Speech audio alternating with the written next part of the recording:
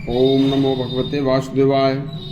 एक लड़की ज्ञानवती के दुर्भाग्य की एक सच्ची कहानी सुनिए, जिसके जिम्मेवार उसके माता पिता थे।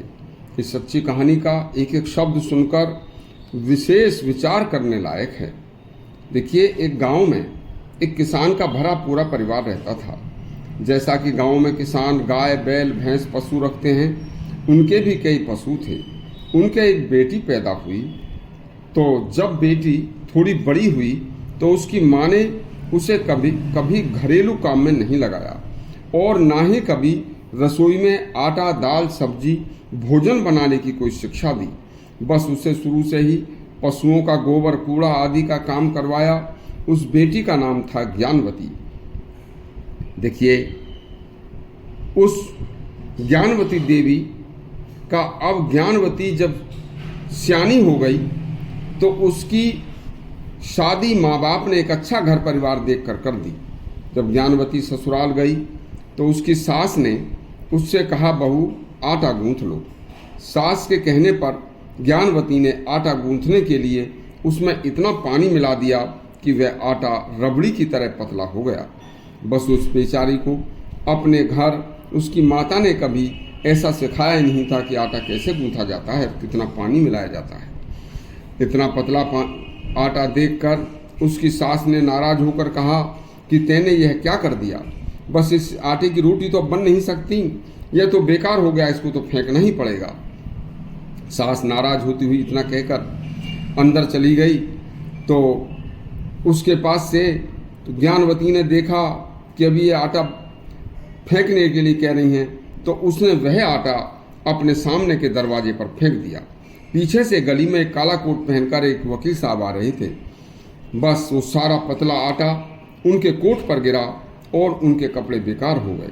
वकील साहब से उनके ससुर और सास का खूब झगड़ा हुआ। बस उन्होंने तब सास ससुर बोले कि तूने अपने घर क्या सीखा था। ज्ञानवती बोली, माँ ने मुझसे कभी रसोई का कोई काम नहीं कराया। मुझसे तो पशुओं के गोबर कूड़े की सफाई व गोबर से उपले बनवाने का काम कराया करती थी। ससुराल वालों ने ज्ञानवती के घर वालों को बुलाकर कहा कि तुमने अपनी बेटी ज्ञानवती को स्वयं ही अपने कारनामों से ज्ञानवती से गोबरवती बना दिया है।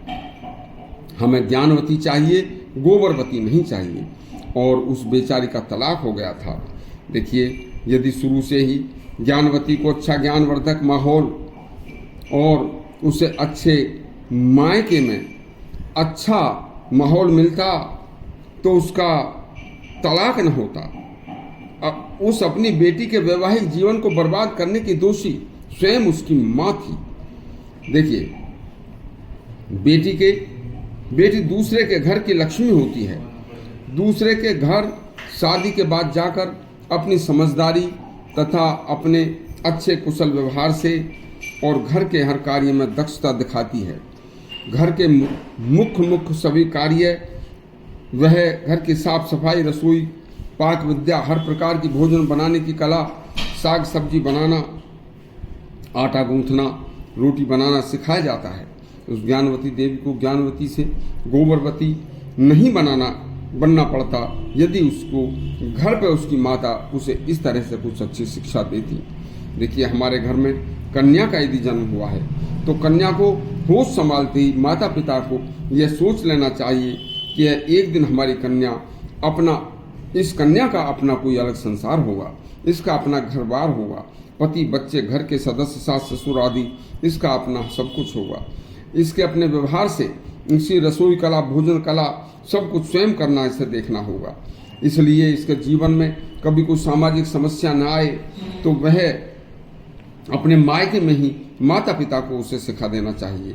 हर प्रकार के संस्कार बेटी को शुरू से ही घर पर माता पिता की जिम्मेवारी है, उसे सिखाने चाहिए। यदि बेटी संस्कारवान होकर आई है तो उसके संस्कार से 2 घरों में, 2 परिवारों में उजाला होता है। और यदि बेटी संस्कारवान नहीं है तो उसके कुसंस्कारी होने से 2 परिवारों में अंधेरा हो जाता है। यह ध्यान रखें। फिर आपको कल एक अति सुंदर सच्ची कहानी सुनाएंगे। आगे के लिए